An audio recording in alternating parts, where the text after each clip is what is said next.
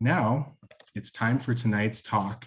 The 2022-2023 season of Nat Talks is made possible by presenting sponsor, the Downing Family Foundation, and media partner, KPBS, the public media station serving San Diego and Imperial counties. And we are delighted to welcome back Annabel Gong tonight, who spoke recently on our Picture a Scientist panel and who we love so much, we had to bring them back almost immediately. Annabel is a shark scientist and researcher at the San Diego Regional Climate Collaborative. Their thesis, which they recently defended at USD, analyzed the movement patterns of two flat sharks, the shovelnose guitarfish and the California bat ray in Southern California. They have also worked with leopard sharks in La Jolla and observing their movement patterns via aerial drone footage. They are also the co-founder and co-host of the LGBTQ STEM Cast, a podcast where they interview LGBTQ STEM professionals from around the world to diversify the narrative of who belongs in STEM. Finally, they are a proud member of Minorities in Shark Sciences, where they participate in outreach to encourage gender minorities of STEM to pursue the shark sciences. This year, MISS collaborated on National Geographic's Shark Fest, and you can catch Annabel in the Shark Fest program, Sharks That Eat Everything, on National Geographic Networks or on Disney+. So with that, I give a big welcome to Annabel.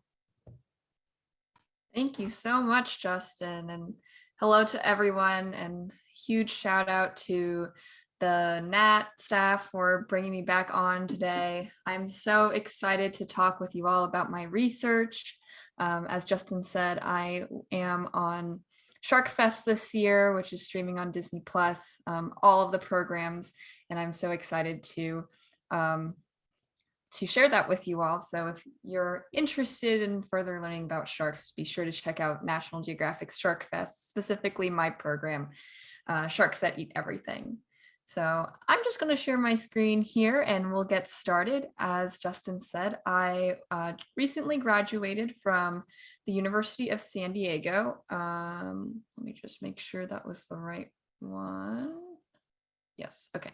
I recently graduated from the University of San Diego, my master's degree studying two types of flat sharks, the shovelnose guitarfish and the California bat ray. And these are some really amazing creatures that you can see if you go out snorkeling out by La Jolla Cove with the leopard sharks, which I also studied. So we're going to dive into a little bit about what I found during my time doing my master's thesis, as well as just learn about sharks in general. So sharks and rays, commonly called elasmobranchs, that's the family of sharks, rays, and skates, are what we call apex predators. A lot of the big ones are considered apex predators, and that's what I get to talk a lot about on my program, Sharks That Eat Everything. And these apex predators are mediators of ecosystem function, which means that they are connected to the lower trophic levels or food web levels.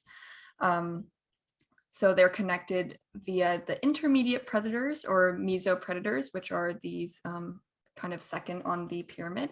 And then they're connected through these mesopredators to the lower trophic levels, or the smaller fish or benthic communities, which are communities of like invertebrates such as snails and crabs and coral reef that live on the seafloor. And these apex predators can mediate or control populations directly through predation or indirectly through intimidation. However, if these apex predators were to suddenly go away through fishing, or I don't know, the snap in Avengers, mesopredator populations may go up due to the decreased predation. So if the mesopredators go up, lower trophic levels may experience increased pressure due to increased predation through these intermediate mesopredators, which is called a trophic cascade. This is evident now in our recent times as we see a third of the shark and ray species threatened today. And a lot of those are those big apex predators. And while conservation and management of the upper trophic levels is extremely important, studies on these intermediate predators are often overlooked despite these connections to the food web.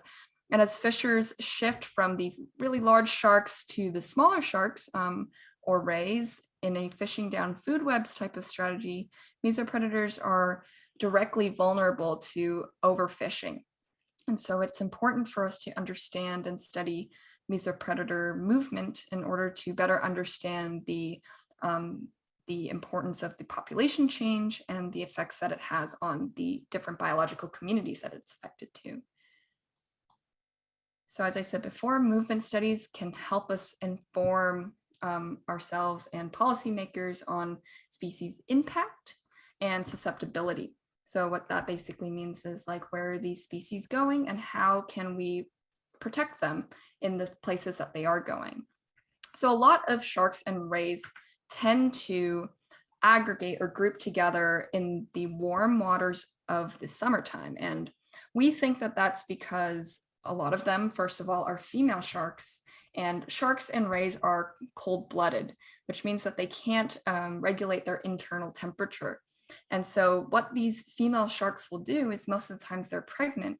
So they'll go to these warmer waters, which are usually in like sheltered bays and coves and estuaries, wetlands, and they'll just sit there. And they'll sit there for a really long time until it's time to leave. And we were like, why do they do that?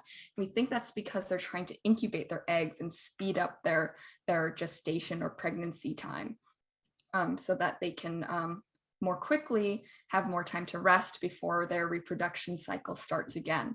And so that can cause them to be really vulnerable to things like overfishing and trawling, where you just scoop up a bunch of sharks and rays, and because they're just kind of sitting there. So it's really important that we understand where these places of aggregation are so that we can protect them.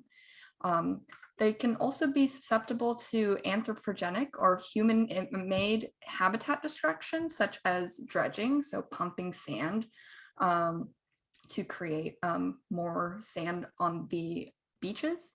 And that can really stress a population, especially one that is standing still in the water.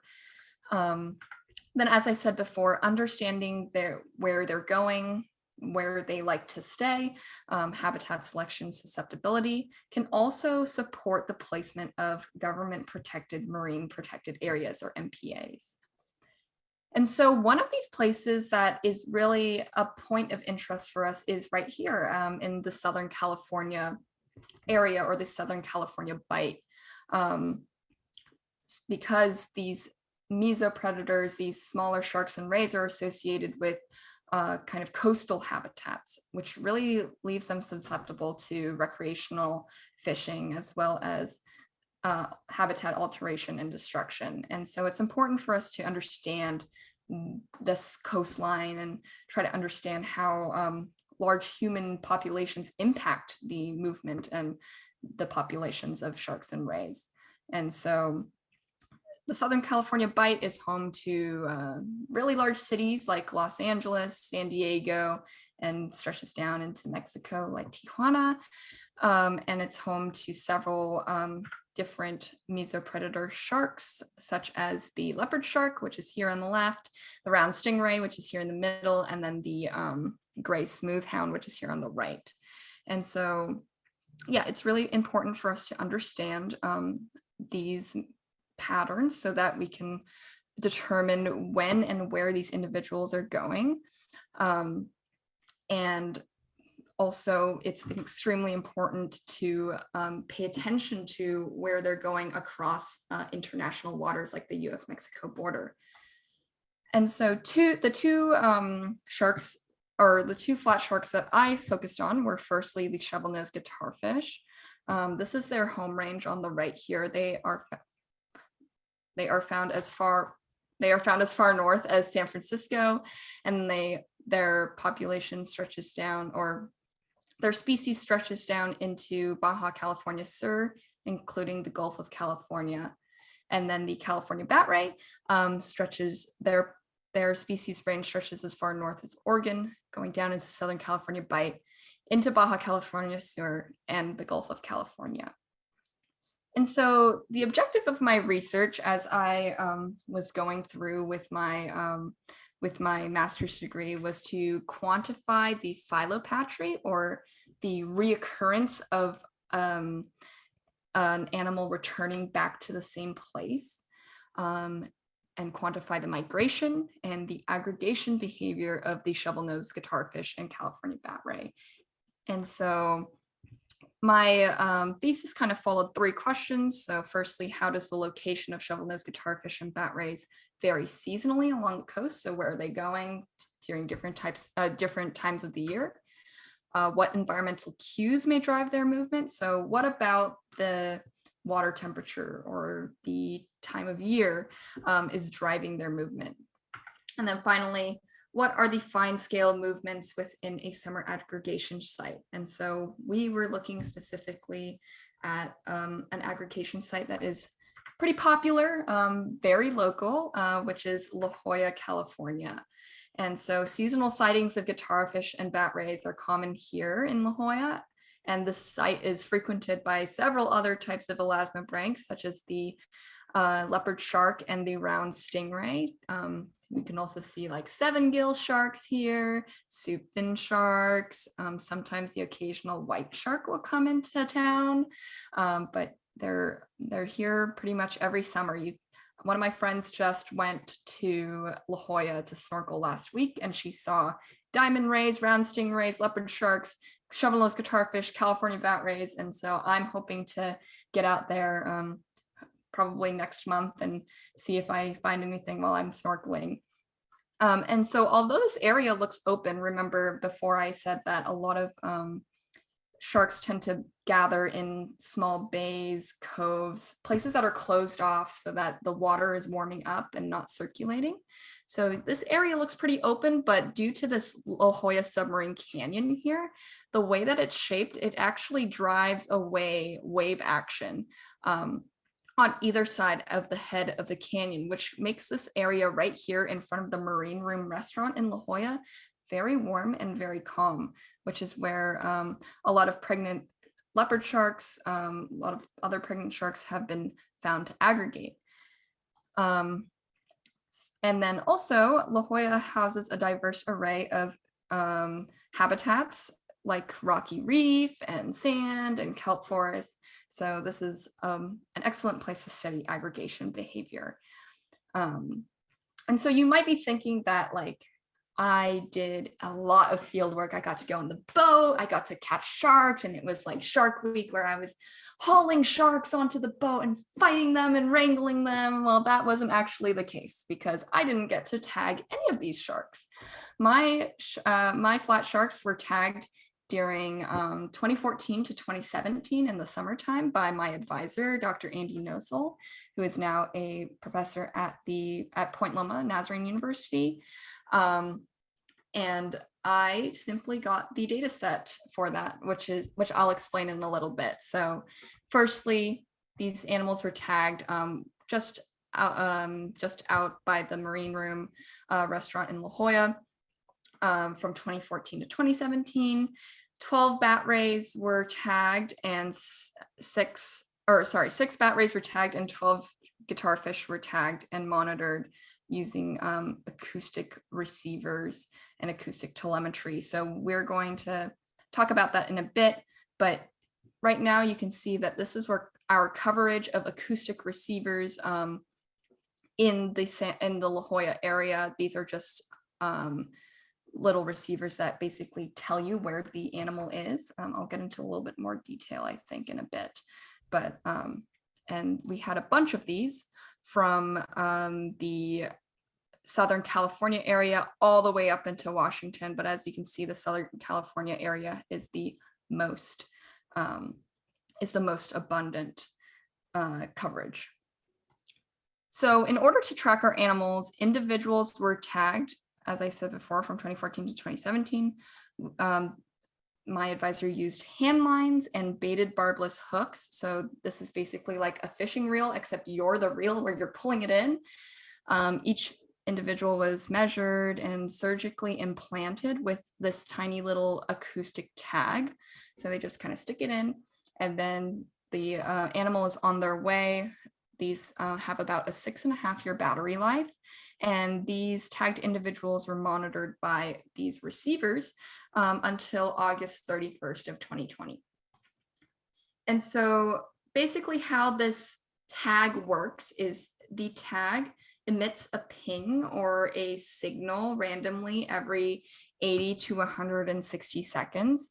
And if a tagged individual is within 300 meters radius of an acoustic receiver, which were those black dots that you were seeing all over the map, the receiver will record the date, time, and the receiver's ID, and then the individual's tag and IDs.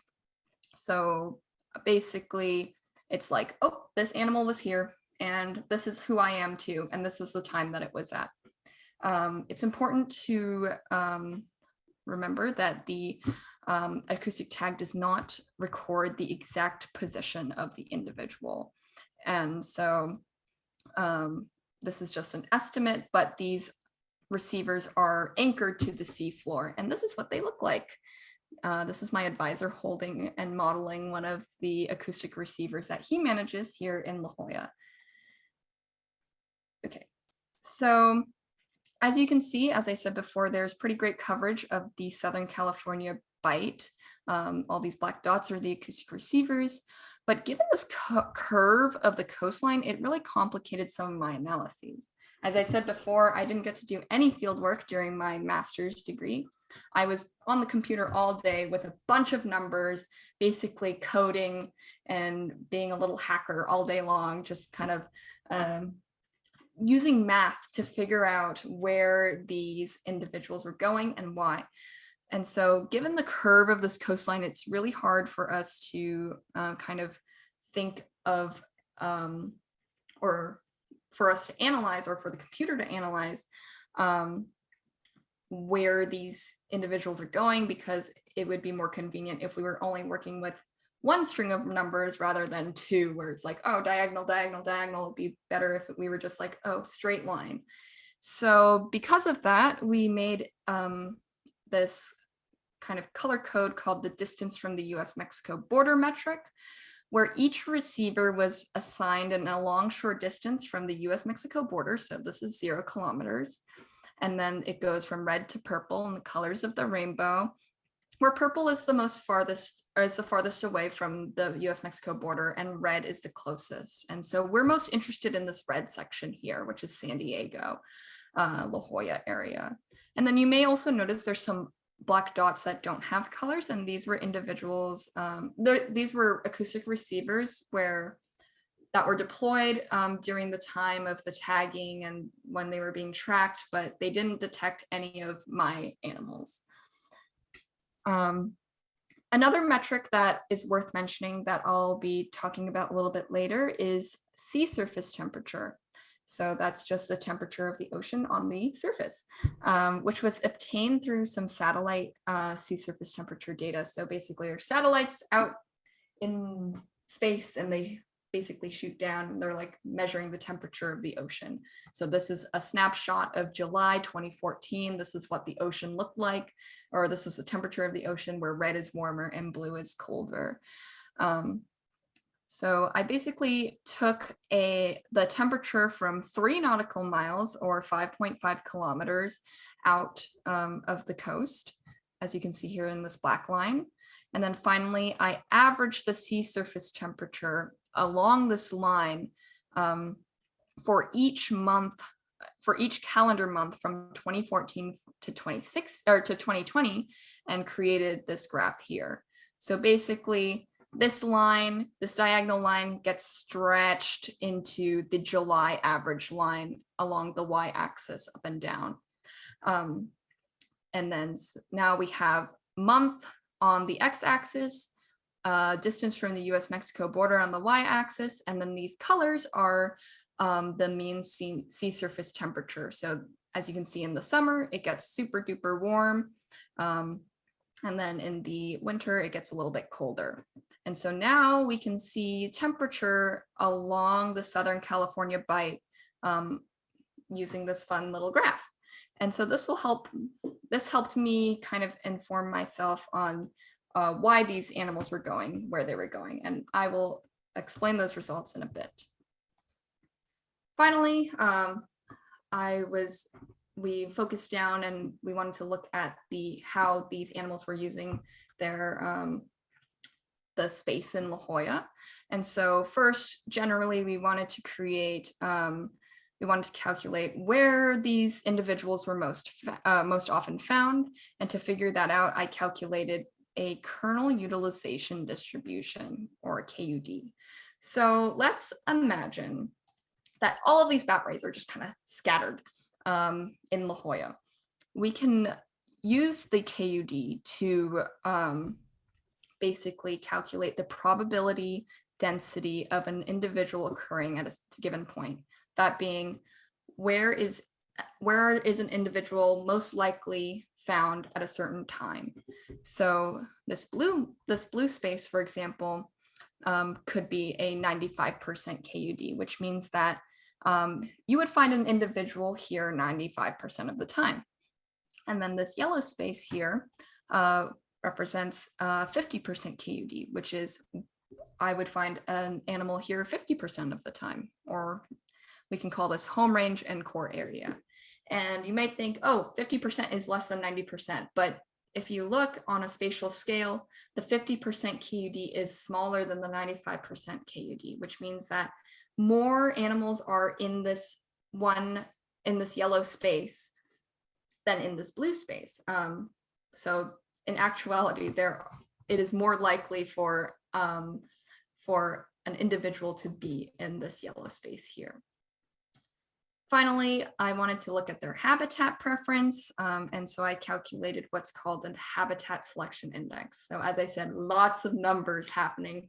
Science isn't always just like experiments and having fun on the boat, unfortunately, but I had a good time coding. So this habitat selection index was represented by this equation here. So I'm just going to break it down for you. We were looking at two types of habitat. So basically we were looking at the soft sand on the beach and in the water, as well as the hard sort of rocky reef that is around La Jolla, or the kelp forest. So the soft versus hard substrate. So let's break it down into a scenario here. First, I have to calculate where an individual is. If we wanted to find the habitat preference of soft substrate, I would first calculate the proportion in which a shovelnose or like an animal is found in that substrate. So in this case, a guitarfish was found, let's say 50% of the time in soft substrate. And then I would divide that over the area that is made available to them. So maybe, 50% of the total area of La Jolla is actually soft substrate, is actually sand. So we have 50% over 50%, that equals 1. And then once I get that answer, I'm able to kind of look at, based on this equation, if a value is equal to 1, that means that they're really actually kind of neutral about that habitat. They don't really care for it. They're like, whatever, I'm just here. It's kind of random. If that number is greater than 1, that kind of means, oh, I like that substrate. I have an affinity to it. And then if it's less than 1, they're like, I don't really like that substrate. I have an aversion to it, or I'm kind of avoiding it. All right, so now that I've gone over the nitty-gritty of the methods, we're going to go into our results. This is kind of the fun part. As a reminder, this is our alongshore distance from the US-Mexico border. And so we're most interested in this area of red, which is the San Diego-La Jolla area. And so let's see a summary of where these species are going throughout the year, just overall. For the guitarfish, we found that they're staying along the coast. There aren't any detections on the islands. the Northern Channel Islands or Santa Catalina Island. They're found most commonly in the San Diego La Jolla area. And then for the bat rays, they were actually detected on the islands. We'll see that in a little bit.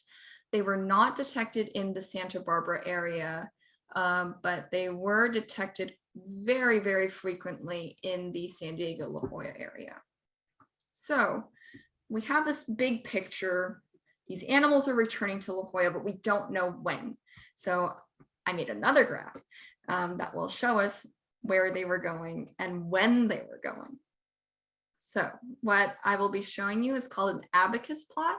So to orient you, on the bottom here on the x-axis is our time from July 2014 to August of 2020. And then on our y-axis up and down here, we have our species. The guitarfish are G1 to G12, and then our bat rays are B13 to B18. So G for guitarfish, B for bat ray. Guitarfish on the bottom, bat ray on the top. So let's look at our area of interest, which was the red area on the map, the San Diego La Jolla area. As you can see, even after their tagging date, which is denoted by these stars here, these individuals are returning to La Jolla the following year. So let's take a look here. G11, for example, comes back every single year during the July, June to August time. B15 comes back every year during that sort of looks like May, April to August. And so they are showing what we call philopatry, which means they're home loving. They're returning each year. But where are these individuals going outside of summer? We know where they're going during the summer, but where are they going outside of the summer months? For a lot of them, they're coming from or to these green regions about 125 kilometers away, which is our LA region. So our guitarfish are heading north after they've had their summer vacation in San Diego. They're like, oh, time to head back up north. But the bat rays we don't really know what they're doing. You see these empty spaces, they're kind of like not really there. But yeah, in the springtime, the guitarfish are heading southwards towards San Diego because that's their vacation time. We can take this a step further. These guitarfish are heading as far north as you remember to Santa Barbara area in these blue areas. So these guitarfish are going north for the winter, coming back down south for the summer. But still, these bat rays are really nowhere to be found based on our detectors. And then some really interesting things that occurred for the bat rays specifically. As you might remember, the bat rays did make it to the islands. So B13 actually visited the Northern Channel Islands quite a few times. It looks like maybe they went from San Diego just straight there. We don't really know. B16 visited Santa Catalina Island for actually 3 days, just took a quick pit stop over there in January of 2020. That's what this green diamond is. And then finally, one of our bat rays was actually detected in San Quintin, Mexico, which is denoted by this black diamond here in August of 2020, which was our only detection in Mexico. And even though we had some detectors in Mexico looking out for our individuals. And so now that we know kind of generally where they're going, why are they going those places? And so to do that, as a reminder, this is the temperature map that I made earlier, where the temperature is plotted along the north and south axis, or the alongshore distance from the US-Mexico border with time. So taking these movement patterns, we can actually average them into one full calendar year. So just removing the years and averaging their positions. So to start with, yes, we have our x-axis and our y-axis. And now we can start to plot individuals onto the individual distance from the US-Mexico border onto this graph. So this is for the shovelnose guitarfish. So we have now all 12 shovelnose guitarfish movements averaged by year onto this graph from January to December. We can take it a step further and average all of these lines into one single line, which is the average of the species movement. So as you can see, there's a nice little dip here. We can even take it a step further and say, oh, this is how many individuals were contributed to this mean. So looks like about 11 guitarfish contributed to this one average, which is a lot. That's almost all of them, whereas only one of them was detected in January for some reason. And so only one of them contributed to this mean. So as you can see, there's a southern dip during July and August, which is consistent with our abacus plot. Now I'll show the bat ray one. Oh, just kidding. We can even plot the amount of daylight per month on this graph. So this is like basically, yeah, this is the amount of daylight. So this is maybe like 14 hours of daylight. That's a lot during the summer solstice. And then going all the way down to 10 hours of daylight in the winter months. And that was one of the other environmental drivers of movement that I looked at. So let's look at the bat ray one. This is the same graph, just with the bat ray movement plotted. As you can see here, looks like most of the southern movement in San Diego was detected in June to August. And so I ran a really fancy model to try to figure out which environmental driver had the most impact on movement theoretically. And so what I found was that the photo period, or the amount of daylight, seemed to influence the movement of the shovelnose guitarfish the most. So they were the most correlated with each other. And then for the bat rays, the most influence was actually not the sea surface temperature, but the change of sea surface temperature from north to south. So this temperature gradient, so what you see along the y-axis here, up and down, is what influenced the bat ray movement the most, which is really interesting. Oop, okay, well, so zooming back into La Jolla and the aggregation behavior that we were looking at, let's just take a look at this map of La Jolla here. So the crosses are the acoustic receivers that were in La Jolla. And remember, we have two types of substrate that we're looking at, which is the hard substrate, which is the stark brown, and then the soft substrate, which is the tannish color. First, we'll take a look at our KUDs, which I introduced earlier. So where are these animals found most often? For guitarfish, this was their 95% KUD, or where they were 95% of the time. And we can call this their core area, or sorry, their home range. And next we'll look at their 50% KUD, which is just focused around here. It's very small by the tagging area, or their core area. You can see that both their home range and core area is focused around the head of the submarine canyon here, where remember that submarine canyon diverts wave action and creates this warm space right here. And up next, we'll be looking at the bat ray. So their home range was a lot bigger than the shovelnose guitarfish. And you can see it extends across the hard substrate here and south. And then this was their core area. As you can see, it's a lot, it's also focused around the head of the submarine canyon where that warm water is. This is both of them put together. Bat rays are obviously moving a lot more, it seems like, since their KUDs are a lot bigger. And then finally, we'll take a look at their habitat selection index. So whether they liked or didn't like the different substrates that we were looking at. And so based on some statistical modeling or statistical testing, we were able to figure out if that was statistically significant. Remember that a value of 1 is neither, they don't really care, it's kind of random. The value above 1 was like they liked it, and then a value below 1 was that they didn't really like it. And so as you can see, the guitarfish really liked soft substrate, but really didn't like some of the hard substrate, looks like.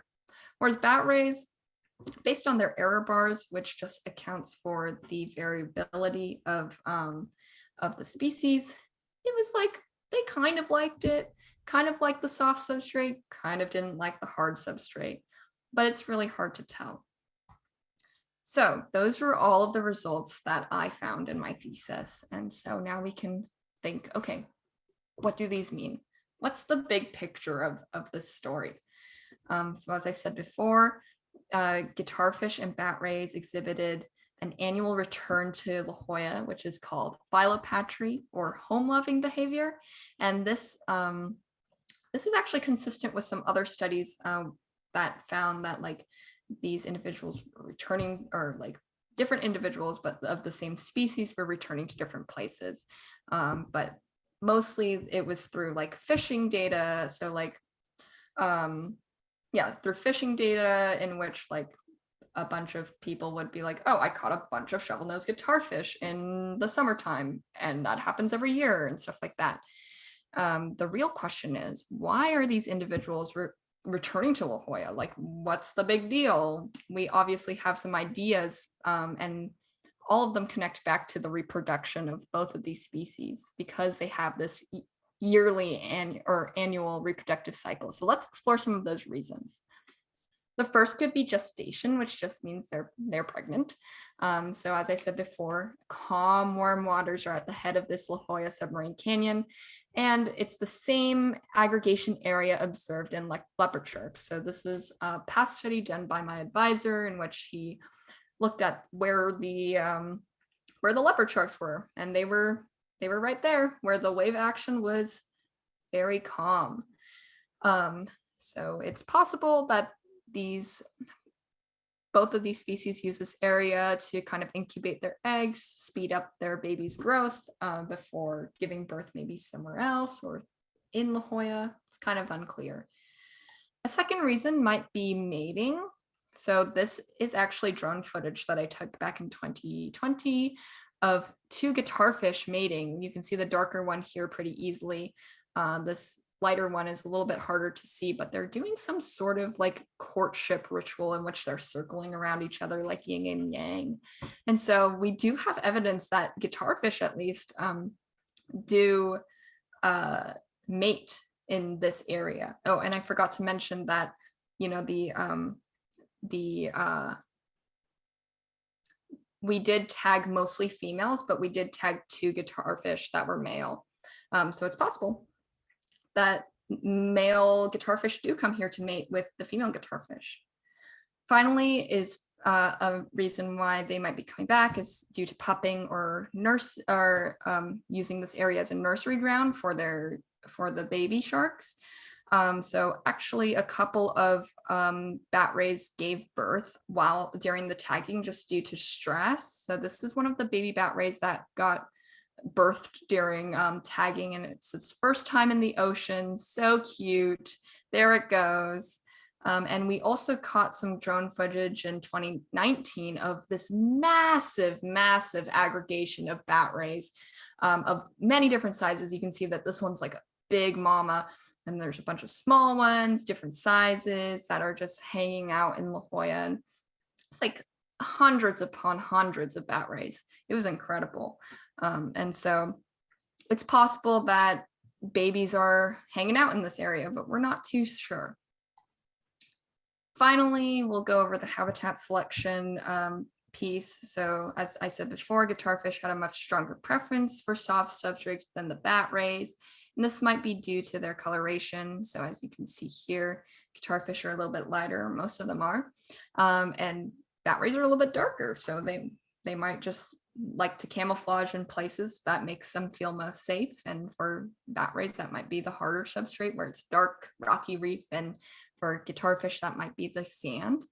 But also there was another study done in which they were quantifying where these animals were resting, just like hanging out and they found that shovelnose guitarfish and bat rays both really like sandy areas. But our study was looking at just in general where they were moving, not where they were resting. So it's possible that, bat rays just move a lot more because guitarfish like to just sit and kind of dig themselves into the sand and just rest there for a little bit. All right, so all in all, this study was the first study to demonstrate seasonal philopatry, so coming back during a certain season, in both guitarfish and bat rays to La Jolla, California, which of course is an area that's really close to the US-Mexico border. And although that none of our tagged guitarfish and only one of our tagged bat rays were detected in Mexico, it's really likely that both species comprise of one continuous population that actually crosses the US-Mexico border, and which means that we need to work together with an international policymakers or scientists to manage these species together. And without the species-specific conservation or policies in place, because there aren't any for shovelnose guitarfish or bat rays, both of these species might be susceptible to population declines, such as habitat destruction, overfishing, habitat alteration, etc. And so like heavily populated coastal areas like the Southern California Bight are especially vulnerable to habitat alteration and destruction. And understanding the fine scale movements of guitarfish and bat rays provides really good insight into habitat use to inform managers. And luckily that area where at the head of the canyon is already a marine protected area. So this just gives us more support that that area should be protected and continue to be protected. And disregarding movement patterns, especially aggregation behavior of pregnant females, could actually lead to really bad population declines. As you know, pregnant females, they're the vehicle to creating more life into this world. So if we kept on killing off the pregnant sharks, then there wouldn't be any baby sharks. And this actually happened to the Brazilian guitarfish, which is now critically endangered. Within a short period of 15 years, people found a summer aggregation site, just started overfishing. They had an 85% decline in abundance. So in short, it's really important for us to identify when and where these species go, especially when these aggregations are in town. And what, especially if they're made up of pregnant females, to understand why or when and where these individuals are most vulnerable so that we can further protect them. And so I'm just going to stop there. That's kind of the end of my research talk. I'm open to any and all questions about my career, about my research, about any of the outreach I do, any of the advocacy work that I do, but I thank you for listening.